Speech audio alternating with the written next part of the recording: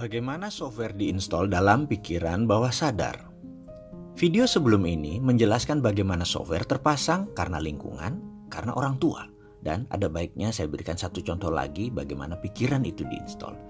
Mengapa penting bagi saya untuk menjelaskan banyak-banyak dan pengulangan-pengulangan tentang software ini? Karena apapun yang bisa dipasang itu bisa dibongkar. Jadi ketika Anda merasa diinstal sesuatu yang jelek, Anda ubah. Kalau Anda merasa tidak ada softwarenya, maka ada baiknya kita pasang software sesuai yang Anda butuhkan. Cara pasang orang tua ke anak, kita bisa beri contoh dengan ilustrasi sebagai berikut. Saya tanya kepada sahabat semua, terutama yang wanita. Perhatikan bayi yang 6 bulan. Misalnya bayi itu adalah anak Anda, keponakan Anda, atau sepupu Anda. Bisakah anak tersebut berbicara? Maka kita semua akan menjawab bayi tersebut belum bisa berbicara. Komunikasi verbal bayi tersebut hanya menangis, diam, tersenyum, atau tertawa. Ketika bayi tersebut menangis kejar dengan keras dan lama, maka pertanyaannya, apa yang dilakukan oleh kedua orang tua itu? Atau orang tuanya? Ada banyak jawaban atas pertanyaan tersebut.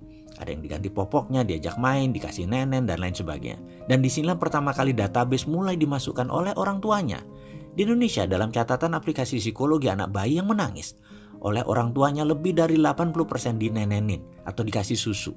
Sementara di Jepang, di Amerika, di beberapa negara Afrika, di Eropa budayanya lain lagi. Karena sudah dilihat tidak pipis, belum waktunya makan, tidak ada masalah fisik yang berarti, aman dalam box. Banyak orang tua hanya memainkan dan mengajak komunikasi sang bayi. Bayi pun begitu tidak diam, diteruskan main dan diajak bicara. Inilah yang kemudian hari di Indonesia banyak anak yang menggunakan tangisan sebagai senjata mempengaruhi orang tuanya. Karena tidak dibiasakannya negosiasi. Dibiasakan dituruti keinginannya. Anak menjadi demanding, sangat banyak maunya. Ada lagi yang harus diperhatikan.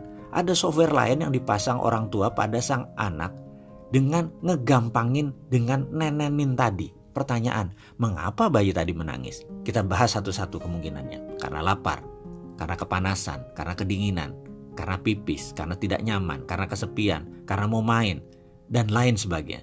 Intinya karena komunikasi belum banyak vocabulary-nya, maka dia menangis. Sekali lagi menangis karena ada masalah. Ini kata kuncinya. Ada masalah. Disinilah software orang tua dipasang ke anak tersebut.